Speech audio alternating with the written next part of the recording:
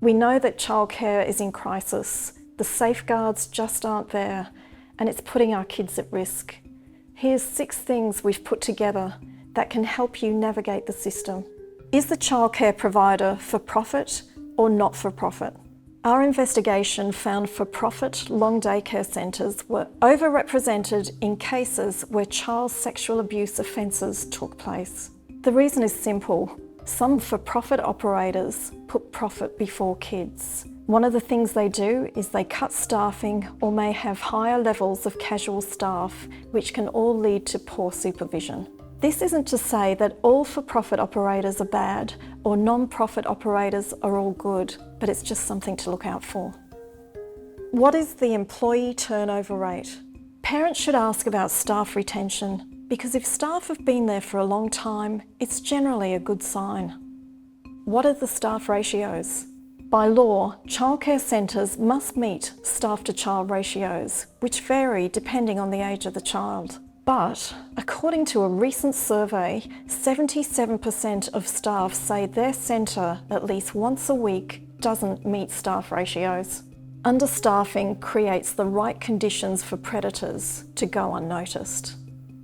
What qualifications do staff have? As a parent or guardian, you're within your rights to ask a centre what sort of qualifications their staff have.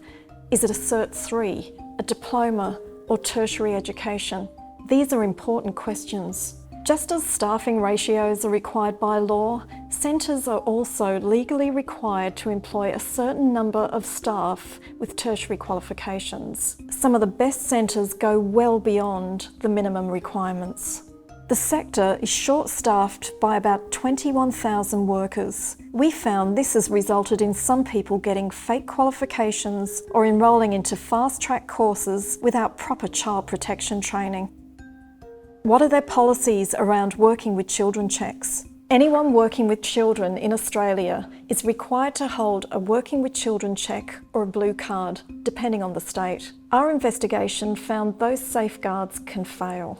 In New South Wales alone, there were 700 childcare workers whose checks were either missing, expired, or they didn't have one at all. Because of privacy laws, parents can't ask to see the Working with Children check, but they can ask their centres what's their accreditation policy and how often are they updated. What policies and codes of conduct does the centre have?